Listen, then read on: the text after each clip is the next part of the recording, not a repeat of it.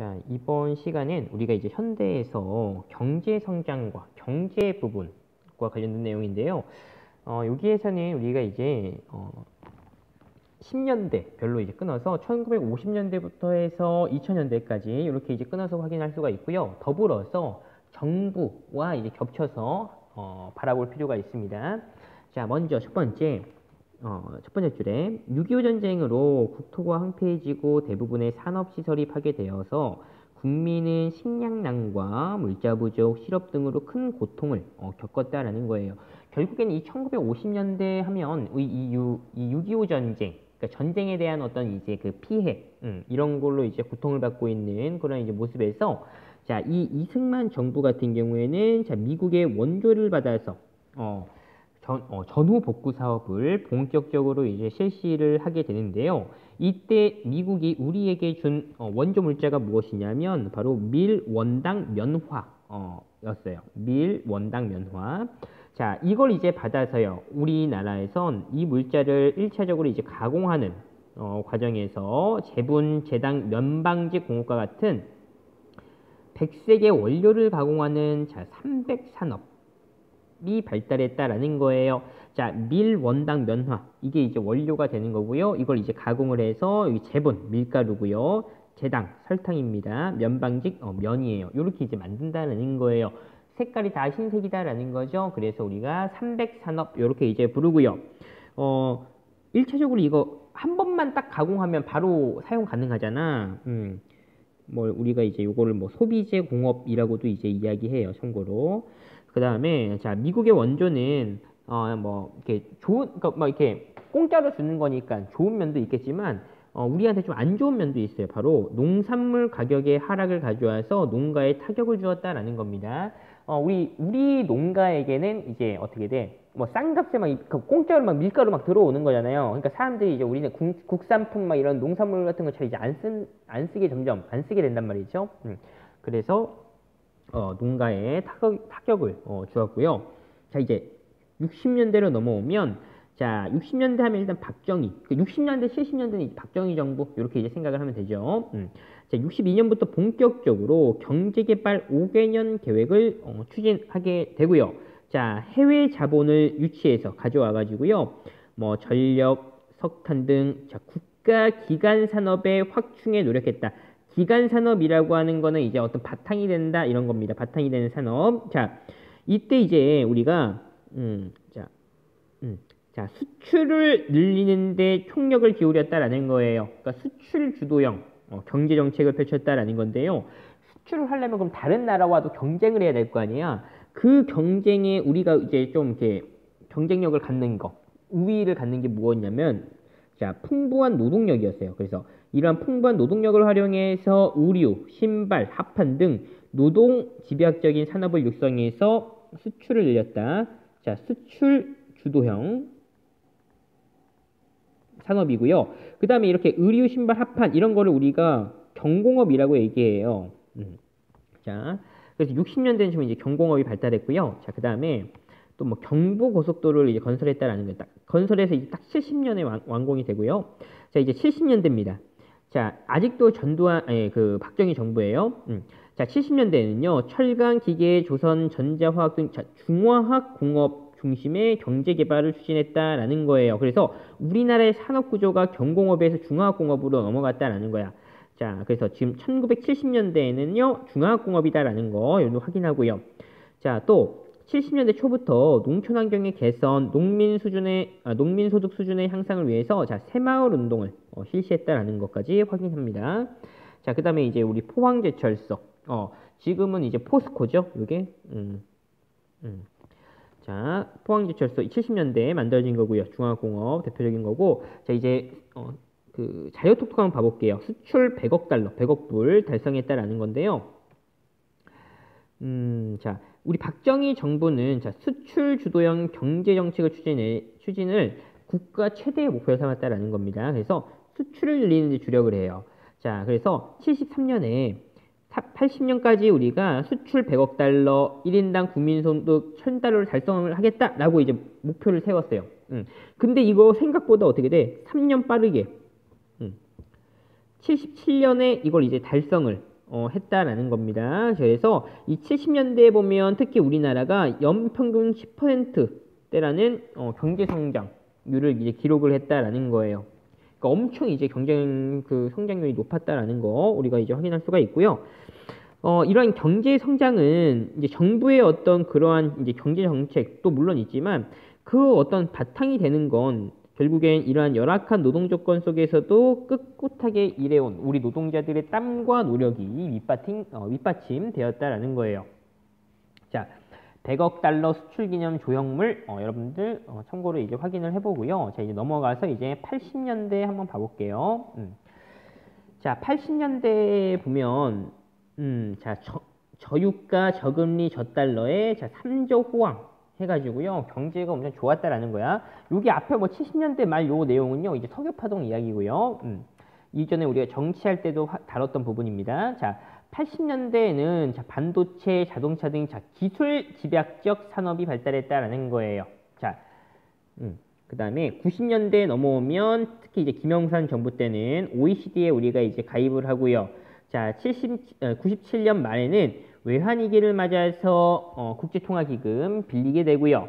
자, 김대중 정부 같은 경우에는 우리가 이제 국제통화기금 관리체제로부터 벗어났다 라는 거예요. 자, 그 다음에 이러한 이제 우리가 이 국제통화기금 외환위기를 극복하는 과정에서 뭐 이러한 문제들이 생겼다라는 거예요. 지금 가로친 부분, 이러한 이제 문제들이 생겼다라는 거 이제 확인을 하고요. 자, 이제 90년대, 2000년대 넘어가면서 우리 산업이 첨단 산업 이렇게 이제 발달을 했다라는 겁니다. 자, 그래서 지금 우리가 한번 이제 종합을 해보면 1950년대 같은 경우에는 우리가 흔히 뭐 소비재 산업 또는 뭐 삼백 산업 이렇게 이제 부르고요. 지금 이제 60년대에는 우리가 이제 경공업 이렇게 이제 부르고, 그다음에 70년대 중화학공업 뭐 중공업이라고도 얘기해요. 자, 그 다음에 80년대 같은 경우에는 기술 집약적 산업.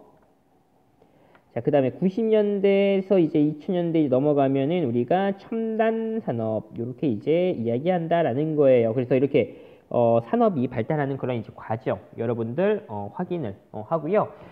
참고로 이제 우리나라 이제 IT 강국이다, 정보통신 강국이다 라고 하죠. 자, 참고로 이제 확인하고요. 자, 이제 넘어가면 자, 깊이 있는 역사에 나와요. 우리나라 경제 성장의 명과 암 이렇게 되어 있는데, 자, 60년대 초부터 시작을 해가지고요. 우리 엄격한 경제 성장을 이루었지만 이러한 경제 성장이 또 이제 폐해도 있었다라는 거예요. 여기 뭐 다시 한번 나오지만 경부고속도로 만들어졌다라는 거 이제 참고로 이제 보고요. 우리나라의 어떤 주거 문화가 이제 아파트 중심으로 이제 변화했다라는 겁니다. 자, 자, 우리가 가격 경쟁력에 의존한 수출 위주의 경제 정책을 펼쳤다라는 거죠. 박정희 정부. 자, 이때 이제 노동자는요, 저임금, 열악한 작업 환경, 장시간 노동력에 이제 시달렸다라는 겁니다. 또한 이렇게 노동자들한테 월급 적게 주고 하니까 당연히 노동자들이 월급 적게 받아서 먹고 살 수 있게 해줘야 될 거야, 기본적으로. 그러니까 이제 농산물 가격도 그거에 맞추는 거야. 그래서 저농산물 가격 유지 정책, 그 다음에 농산물 수익 개방 정책으로 외국의 값싼 농산물이 유입되면서 농민의 생활은 더욱더 어려워졌다라는 겁니다. 이렇게 되니까 농촌의 인구는 크게 감소했고요. 자, 도시와 농촌 간의 이런 격차는 더 이제 확대됐다라는 거예요. 그리고 정부의 지원이 대기업 중심으로 이루어졌다라는 겁니다. 자, 이러한 이제 문제들이 이제 발생을 했고요. 자, 이러한 상황 속에서 우리가 자, 이 전태일이라는 인물 이제 기억을 해야 되는데, 자, 70년에 당시 이제 22살의 나이고요. 자, 평화시장에서 이제 노동자로 일했던 분이세요.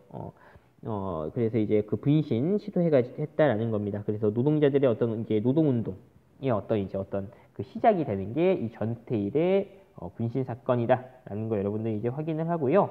자, 그 다음에 우리가 이제 95쪽으로 넘어와서 내용 정리 속 문제를 한번 풀어볼게요. 자, 학생과 시민이 힘을 합쳐서 독재 정권을 무너뜨린 최초의 민주주의 혁명. 우리나라 최초의 민주주의 혁명은 바로 그렇죠. 4.19 혁명이 되겠고요. 자, 50년대 미국의 대표적인 원조 물자래요. 자, 이거 세 가지. 하얀색이다. 삼백산업, 소비재 산업이 발전했다라는 거지. 자, 밀, 원당 면화 이렇게 되는 거죠. 자, 그 다음에 90년대에 들어와서 대기업은 경쟁적으로 해외 자본을 도입해서 산업에 투자했다. 그 결과 대기업의 과잉 중복 투자, 무역 적자 등으로 97년에 우리가 이제 외환 위기 맞게 되는 거죠. 그래서 이제 IMF에 구제 금융 신청을 하게 되는 거죠. 자, 넘어가서 OX 볼게요. 6월 민주항쟁의 승리로 인해서 5년 단임의 대통령 직선제를 고육자로 하는 개헌이 이루어졌다. 맞고요. 박정희 정부는 70년대 농촌 환경을 개선하기 위해서 새마을 운동 실시했다. 맞고요. 자, 시기별 경제정책이에요. 60년대 같은 경우에는 종공업, 70년대는 중화학공업, 80년대는 기술집약적 산업. 자, 이렇게 이제 정리를 우리가 이제 한번 해볼 거고요. 자, 이제 넘어가서 우리가 104페이지를 한번 봐볼게요. 자, 104페이지에 보면 단원 마무리 문제인데요. 자, 1번 같이 봐볼게요. 광복 직후의 여운형이 좌우의 세력을 망라해서 새로운 국가 건설과 사회 질서 유지를 위해 조직한 단체. 자, 이건 바로 조선 건국준비위원회. 이렇게 이제 부르고요. 요걸 이제 우리가 줄여서 뭐 건준이라고도 이제 부르고, 또 이제 여운형 같은 경우에는 특징이 어떤 좌익이나 우익에 이제 쏠리지 않은 어떤 이제 중도 계열이라는 거죠. 자, 두 번째, 한반도의 임시민주정부 수립, 미소공동위원회 개최, 최고 5년간의 신탁통치 실시 등을 결정한 국제회의, 바로 모스크바 3국 외상회의다라는 거죠. 자, 3번에요. 제주도의 좌익 세력을 중심으로 남한만의 단독정부 수립 반대, 무장봉계를 진압하는 과정에서 많은 주민이 희생됐다라는 거예요. 자, 제주도에서 일어났다라는 거죠. 제주 4.3 사건이 되겠고, 자, 4번에 국군과 유엔군이 낙동강요역까지 후퇴했다가 서울을 회복하게 된 작전은, 그렇죠, 인천 상륙 작전. 자, 5번에 60년 학생과 시민 힘을 합쳐서 이승만 정부와 자유당 정권을 무너뜨린 민주주의 혁명. 자, 4.19 혁명이고요.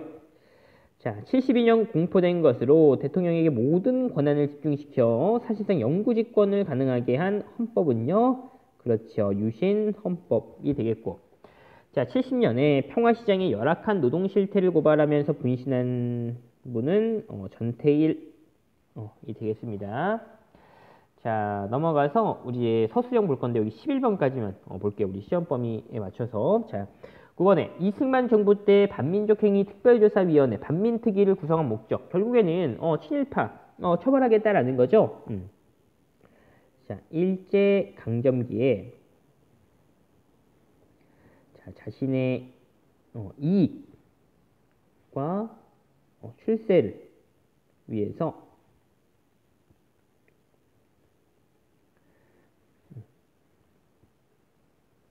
식민 통치에 적극 협력한 친일파를 처벌하기 위해서 만들었다라는 거고요. 자, 그 다음에 10번 볼게요. 아래 글에서 설명하고 있는 민주화 운동을 쓰고요. 이 운동의 결과를 써보래요. 자, 1987년이래요. 자, 대학생 박종철이 경찰의 고문으로 사망한 사건이 알려지자 민주화와 개헌을 요구하는 시위가 전국적으로 확대됐대요. 자, 전두환 정부는 개헌을 거부하고요. 기존의 헌법을 그대로 고수하겠다. 요게 이제 그 4.13 후원 조치라고 부르죠. 이에 국민은 헌법 개정을 요구하는 시위를 전국적으로 전개했다. 자, 요 민주화 운동이 뭐예요? 바로 6월 민주항쟁이 되겠고요. 자, 이 6월 민주항쟁의 결과입니다.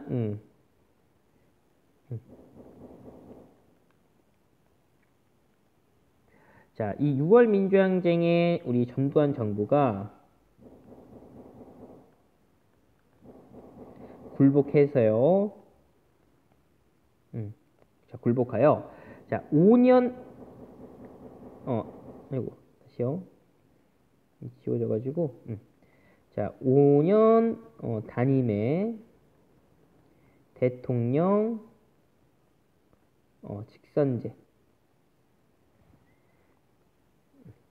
개헌이 이루어졌다.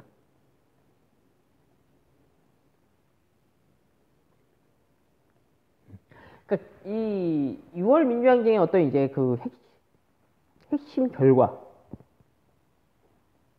이제 6.29 선언의 내용인 거죠. 그러니까 5년 단임의 대통령 직선제, 요게 이제 핵심이 되는 겁니다. 자, 그 다음에 60, 70년대 경제 성장의 긍정적인 면과 부정적인 면을 한 개씩 써보래요. 긍정적인 면은 우리 국민소득 GDP, 국민소득이 향상했다.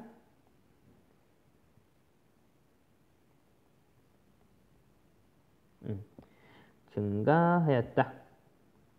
이렇게 볼 수가 있고요. 부정적인 면은 뭐 저임금, 장시간 노동, 열악한 노동 조건에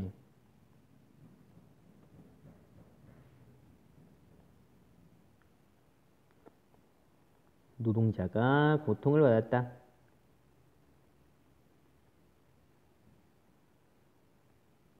라는 거고요.